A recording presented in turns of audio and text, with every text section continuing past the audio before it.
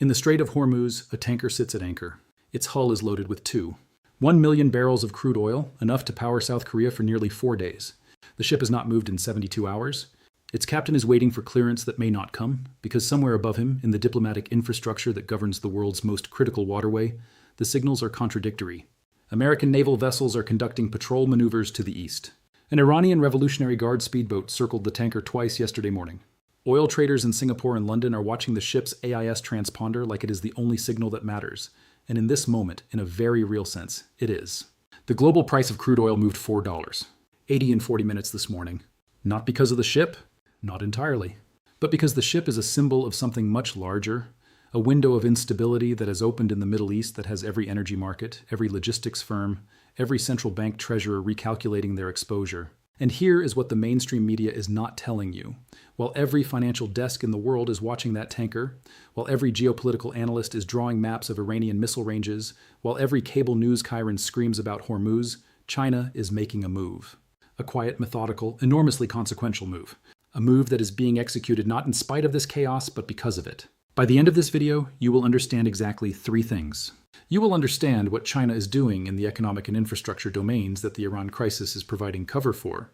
You will understand why this move, if completed, restructures the global energy order for the next 30 years. And you will understand what ordinary people in cities from Tokyo to Frankfurt to Houston will feel in their daily lives as a direct consequence. Stay with me. To understand what is happening right now, you have to go back to September 2013. That is when Xi Jinping, standing in Kazakhstan at Nazarbayev University, first used the phrase Silk Road Economic Belt. He was not speaking to a financial audience. He was not speaking to a military forum. He was speaking to a room of university students about trade, about connectivity, about what he called the revival of the ancient network that once made Central Asia the center of the world. It sounded like a history lecture.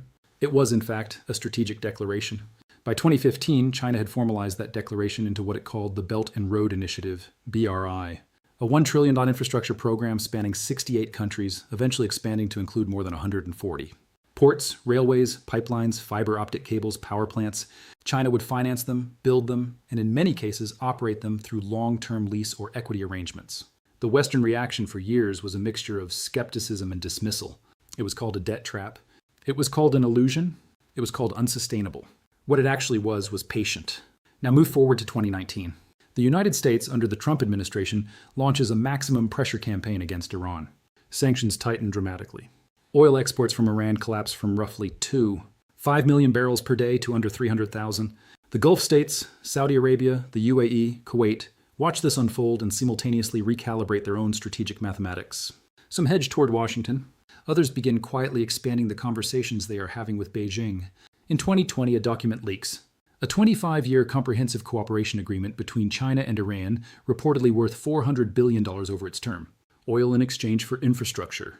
Discounted crude in exchange for Chinese investment in Iranian ports, railways, and telecoms. The Western press covers it for a news cycle. Then Iran tensions escalate again and the story disappears. This is the first brick in the wall. In 2021, China becomes the world's largest importer of crude oil, surpassing the United States for sustained annual volume. This is not news. What is notable is the routing. An increasing share of that import volume is arriving through corridors that do not transit American allied choke points. The China-Pakistan Economic Corridor. The pipeline infrastructure threading through Myanmar into Yunnan province. The port of Gwadar.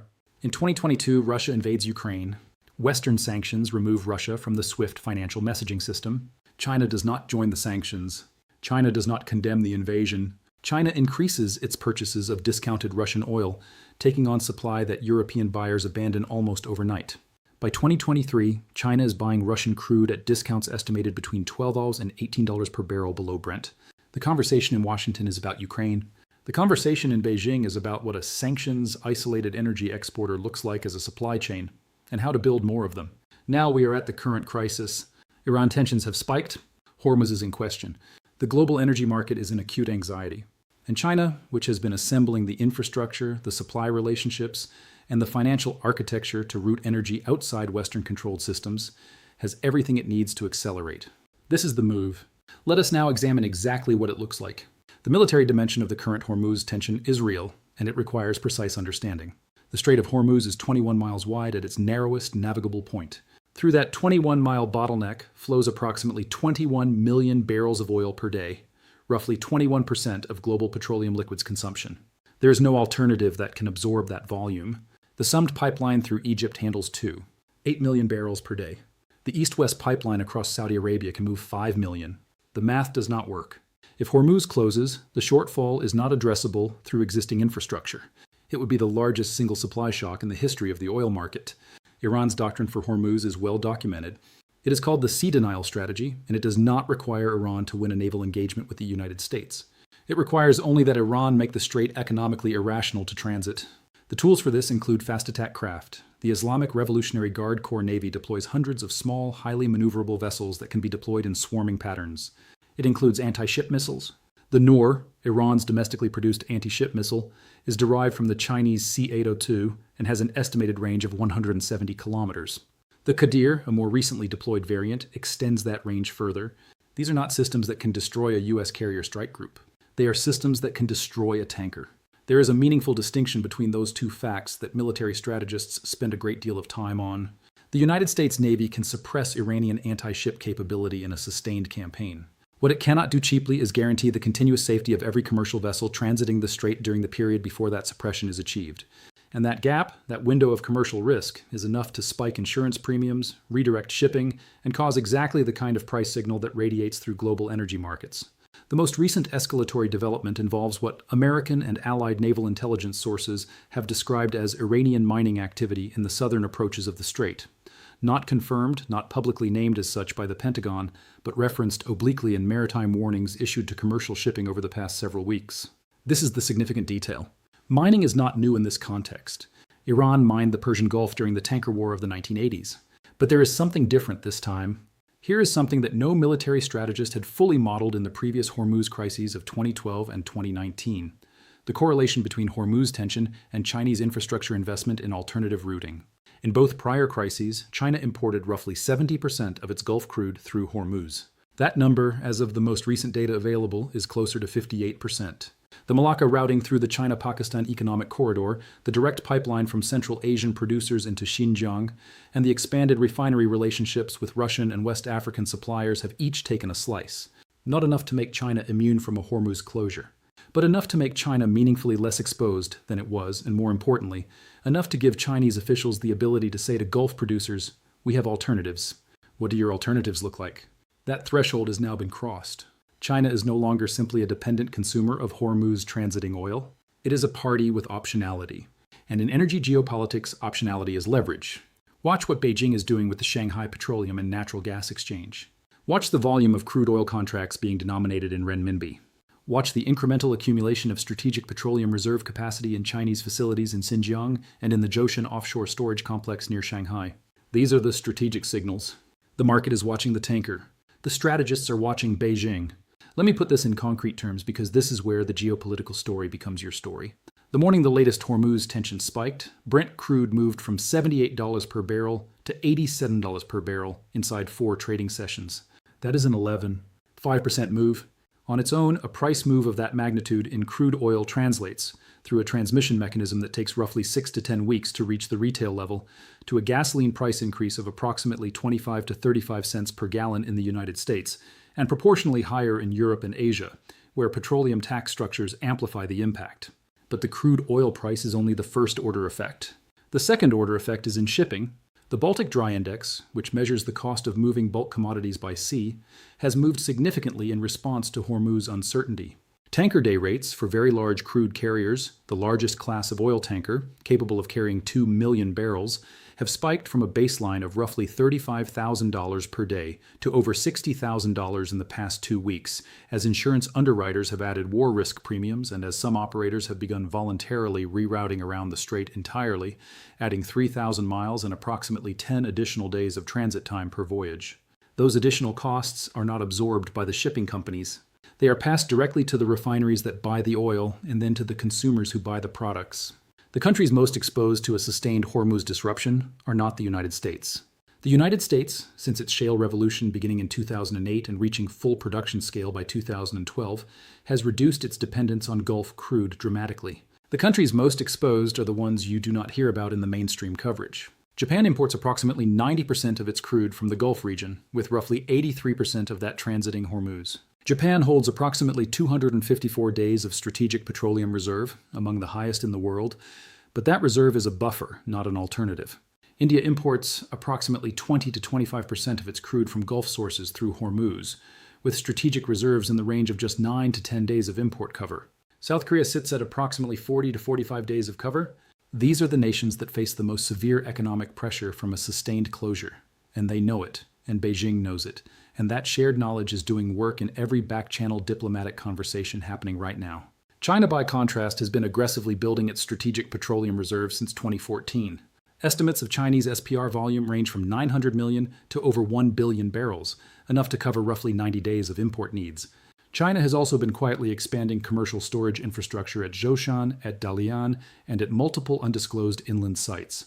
This asymmetry, China with 90 days, India with 9, South Korea with 40, is not an accident.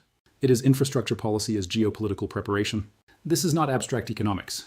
This is a direct line from a missile test in the Strait of Hormuz to the price of cooking oil in Mumbai, to the cost of manufacturing a car in Ulsan, South Korea, to the price of jet fuel at Tokyo's Haneda Airport. The food connection is even more direct than the energy one, and it gets less attention. The fertilizer supply chain runs through natural gas. Natural gas prices spike with oil prices. Fertilizer prices lag by approximately 1 to 2 growing seasons. The wheat planting decision that farmers in Pakistan, in Egypt, and Indonesia make 6 months from now will be made against a fertilizer cost structure that is being set in part by what happens in the Strait of Hormuz over the next 60 days. This is not a hypothetical. This is the transmission mechanism of modern commodity markets. If you want to understand how this hits your economy before the mainstream media catches up, make sure you are subscribed. Now here is the layer that most of the energy market coverage is missing entirely. While Western analysts are modeling the impact of Hormuz disruption on global oil prices, China is modeling something different. China is asking if Hormuz disruption spikes prices for everyone except countries with access to discounted Russian crude, discounted Iranian crude and Central Asian pipeline supply, countries that are overwhelmingly aligned with Chinese infrastructure investment. What does that do to the relative competitiveness of Chinese manufacturing? The answer is it helps. Not dramatically, not in every sector, but at the margin, and in global industrial competition, the margin is everything. A Chinese steel mill paying $72 per barrel effective cost for its energy inputs, while a South Korean competitor pays $90 is a structural advantage that compounds over time. That advantage is not an accident. It is the return on 15 years of infrastructure investment. The diplomatic architecture of this moment is more complex than the headlines suggest, and the gap between public positions and private incentives is considerable. The United States' position, publicly, is that it will guarantee freedom of navigation in the Strait of Hormuz, will not accept Iranian nuclear weapons capability, and will support its Gulf allies in maintaining regional stability. The private calculus is somewhat different. The United States is a net energy exporter. Higher oil prices, within limits, benefit the American shale industry. A prolonged period of elevated crude prices generates enormous royalty revenues for states like Texas, North Dakota, and New Mexico, and strengthens the balance sheets of companies that are significant political actors in Washington. There is a ceiling beyond which high oil prices become economically damaging and politically toxic.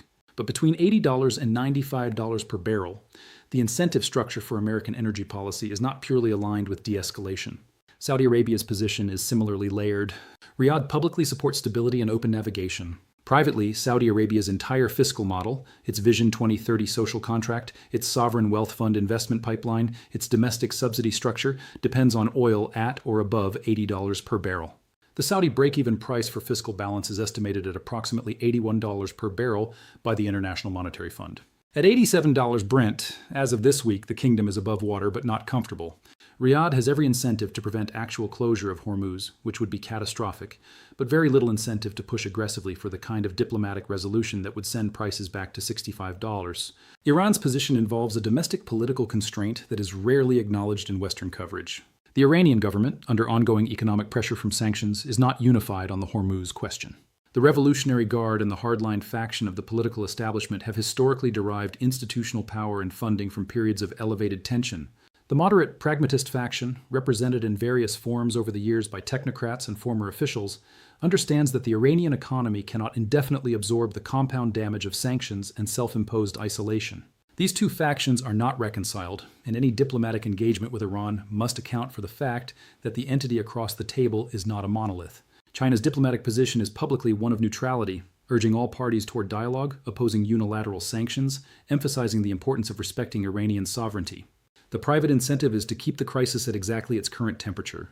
hot enough to suppress American attention on Chinese economic activities elsewhere. Not so hot that Hormuz actually closes and disrupts the Chinese import supply chain that even Beijing's alternative routing cannot fully replace. Oman has historically played a mediating role in U.S.-Iran back-channel communications. Its geographic position and its long tradition of balanced Gulf diplomacy make it a natural intermediary. There are credible reports, unconfirmed by any party publicly, of quiet conversations through Muscat in the current period. Turkey has been signaling interest in a broader mediating role, consistent with Ankara's pattern of inserting itself into high-profile regional disputes as a way of elevating its own diplomatic standing. Pakistan, which sits astride the China-Pakistan economic corridor and maintains complicated relationships with both Iran and Saudi Arabia, is being consulted privately by Beijing on the potential economic impact of sustained disruption. What each of these parties needs to be able to tell its domestic audience is different. Iran needs to project strength. Saudi Arabia needs to project stability. The United States needs to project resolve. China needs to project reasonableness. The gap between these narrative requirements and the actual shared interest in preventing Hormuz closure creates the space within which diplomacy, if it works, operates. There are three scenarios from here. They are not equally likely, and they are not equally survivable. The first is a negotiated de-escalation. This requires Iran to step back from whatever military provocation triggered the current spike, to accept some form of indirect assurance that its interests are being heard, without requiring the formal concessions that the hardline faction would read as capitulation. For the United States, it requires accepting that maximum pressure has a ceiling, that there is a level of Iranian isolation beyond which Iranian decision-making becomes less predictable, not more. For the Gulf states, it requires a return to the kind of managed ambiguity that characterized the 2015 to 2018 period. This scenario is possible. It has happened before. It requires all parties to simultaneously find the off-ramp, which is complicated by the fact that none of them publicly admits they are looking for one. The most likely mechanism is a quiet sequencing, a diplomatic signal from Oman, a temporary pause in Iranian naval activity, a corresponding reduction in American forward-deployed assets, described by all parties as routine operational adjustments. Oil prices would recede. The structural dynamics would remain entirely unchanged. The second scenario is continued attrition. No dramatic escalation, no resolution, just sustained tension at its current level or slightly elevated. This is, historically, the most common outcome in Hormuz crises. The strait remains technically open. Insurance premiums remain elevated. Shipping companies absorb higher costs. Refineries adjust procurement. The world pays approximately $8 to $12 per barrel more than it would in a tension-free environment, a cost that is distributed unevenly across countries depending on their reserve buffers and alternative supply access. Week by week, the cost of this scenario is approximately $15 billion in additional global energy expenditure above baseline. Month by month, that is $60 billion. Quarter by quarter, it begins to affect industrial investment decisions, fiscal calculations, and monetary policy in the most exposed economies. It is not a catastrophe. It is a slow bleed, and slow bleeds sustained long enough change the structure of things. The third scenario is the one that strategic analysts discuss privately, but governments will not name publicly. This is the scenario that keeps strategic analysts awake at night. It involves an incident, a ship sunk, an aircraft shot down, an American service member killed, that forces the United States into a kinetic response that it has been calibrated to avoid. The trigger does not need to be Iran. It could be a proximate actor operating in the vicinity of the strait. It could be a miscommunication in the fog of elevated operational tempo. It could be an actor with an interest in escalation that neither Washington nor Tehran shares, but neither can fully control. If that threshold is crossed, the sequence that follows involves American air and naval strikes on Iranian military infrastructure, Iranian activation of proxy networks across the region, Yemen, Iraq, Lebanon, and a period of multi-front regional conflict that no military planner believes can be contained to its initial parameters. Hormuz would not merely be threatened, it would be functionally closed for a period measured not in days but in weeks. The IEA estimated in its 2019 scenario modeling that a 4-week Hormuz closure would create a shortfall of approximately 15 to 20 million barrels per day that strategic reserves and emergency production cannot adequately cover. Crude oil prices in that scenario are not at $87. They are at 150s or above. The downstream effects on food, on manufacturing, on debt servicing capacity in emerging market economies, the effects are not linear. They are cascading. That threshold has not been crossed. But the mechanisms that could cross it are active. Let me bring this back to the texture of daily life, because that is where geopolitics ultimately lands. Think about the things in your life that are priced, directly or indirectly, by what is happening in the Strait of Hormuz right now. The gasoline you put in your car this week is already reflecting the $9 crude oil price spike. The airline ticket you will book for travel 3 months from now is being quoted against jet fuel hedges that were placed last week at elevated prices. The plastic packaging on everything you buy at the grocery store begins as petrochemical feedstock. The fertilizer that grew the food inside that packaging was produced using natural gas that trades in correlation with oil. The electricity in your home, if you live in a country that runs any portion of its grid on fuel oil or gas-fired generation, is more expensive than it was 30 days ago. Watch the shipping cost data. Watch the yuan-denominated crude oil contract volume on the Shanghai Exchange. Watch Chinese Strategic Petroleum Reserve announcements. These are the signals that tell you whether what is happening in the Middle East is a temporary disruption or a structural transition. Now zoom out. The Hormuz corridor that existed before this escalation cycle, the one in which the United States was the unquestioned guarantor, in which dollar-denominated oil contracts were the only game, in which Chinese energy import dependence was a source of leverage for Washington, that structure is not coming back. Not because of this particular crisis, but because of what this particular crisis is accelerating. China has spent 15 years building the infrastructure, the supply relationships, and the financial architecture to operate in a world where that structure is weakened. The current moment is not creating China's strategy. It is completing it. Here is the genuine open question that this video cannot answer, and that no analyst can fully answer right now. Has China calculated correctly? The assumption embedded in Beijing's approach is that it can benefit from the disruption of the dollar-denominated energy order without itself being critically disrupted in the process. That assumption rests on the adequacy of alternative routing, on the stability of Russian supply under continued sanctions pressure, on the willingness of Gulf producers to sell increasing volumes in renminbi, and on the internal political stability of Iran as a long-term economic partner. Every one of those assumptions is contestable. The Strait of Hormuz is not just a choke point for oil. It is a test of whether the architecture China has built is actually as resilient as Beijing believes it to be. We do not yet know the answer. What the next months will tell us, through the price signals, through the shipping data, through the diplomatic movement in Muscat and Islamabad and Riyadh, is whether China's patient, methodical 15-year move has positioned it for the energy order of the next 30 years, or whether the complexity of the Middle East will reveal the limits of a strategy built on the assumption that instability elsewhere creates opportunity at home. That question does not resolve in a single news cycle. It resolves over years. And watching it resolve, understanding what the signals mean before they become headlines, is exactly what this channel is here to help you do. If this video helped you understand what is actually happening, not the headlines, not the noise, but the full picture, share it with someone who needs to see it.